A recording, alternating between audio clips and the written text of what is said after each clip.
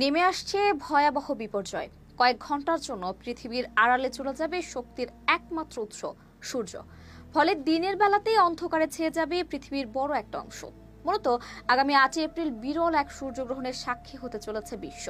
NASA জানিয়েছে, পূর্ণগ্রাস সূর্যগ্রহণের ফলে সেদিন মেক্সিকো, যুক্তরাষ্ট্র ও কানাডায় সূর্যকে পুরোপুরি ঢেকে ফেলবে চাঁদ। ফলে দিন হবে রাতের মতো অন্ধকারাচ্ছন্ন।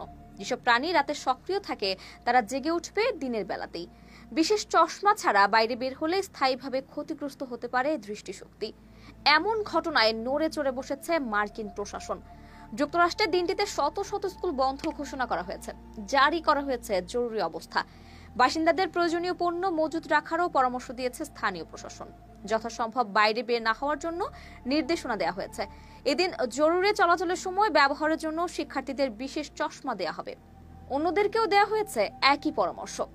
নাসার গবেষকরা জানিয়েছেন, আগামী 8 এপ্রিল স্থানীয় সময় বেলা 11:07 মেক্সিকোর প্রশান্ত মহাসাগরীয় উপকূলে প্রথম সূর্যগ্রহণ দেখা যাবে। পরে উত্তর আমেরিকা ঘুরে যাবে এ পূর্ণ সূর্যগ্রহণ। মোট 4 ঘন্টা 25 মিনিট স্থায়ী হবে এটি। ব্রহ্মাণ্ডের এই প্রাকৃতিক ঘটনায় চাঁদ যখন পৃথিবী ও সূর্যের মাঝে চলে আসবে, সে সময় চাঁদের গতিবেগ থাকবে ঘন্টায় 2400 কিলোমিটার। প্রতি 18 মাস পর পর পৃথিবী ও সূর্যের মাঝখানে আসে চাঁদ।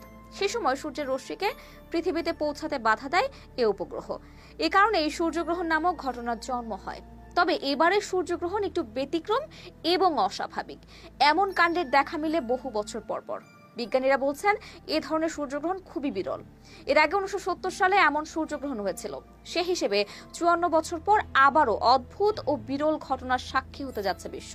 ভবিষ্যতে আবার এমন জিনিসের দেখা পাওয়া যেতে পারে 2078 সালে। তবে পৃথিবীর সব অঞ্চল থেকে এই পূর্ণগ্রাস সূর্যগ্রহণ দেখা যাবে না বলে জানিয়েছে মার্কিন মহাকাশ গবেষণা সংস্থা নাসা।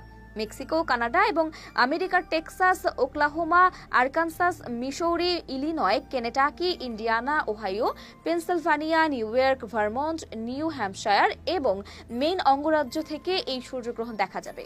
সূর্যগ্রহণটি যে অঞ্চলব্যাপী দৃশ্যমান থাকবে, সেখানে প্রায় 4 কোটি মানুষের বসবাস রয়েছে।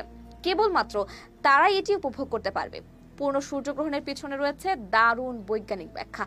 পৃথিবীর সূর্যের চারপাশে ঘূর্ণায়মান, অন্যদিকে চাঁদ পৃথিবীর চারদিকে ঘুরছে। চাঁদ যখন পৃথিবী এবং সূর্যের মাঝখানে চলে যায়, তখন সূর্যের আলো সরাসরি পৃথিবীতে পৌঁছাতে পারে না।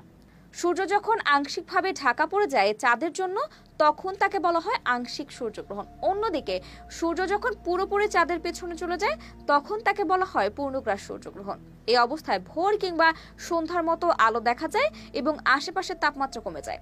8 এপ্রিল ঘটতে যাওয়া সূর্যগ্রহণ হবে এবছরের প্রথম সূর্যগ্রহণ। এছাড়াও 2024 সালে আরেকটি সূর্যগ্রহণের সাক্ষী হবে বিশ্ব। দ্বিতীয়টির দেখা মিলতে পারে আগামী অক্টোবর মাসে। দর্শক, আজ পর্যন্তই। আবারও আসবো নতুন নতুন সব তথ্য নিয়ে। সে পর্যন্ত সবাই ভালো থাকুন, সুস্থ থাকুন, দূরবীন নিউজের সাথেই থাকুন। ধন্যবাদ।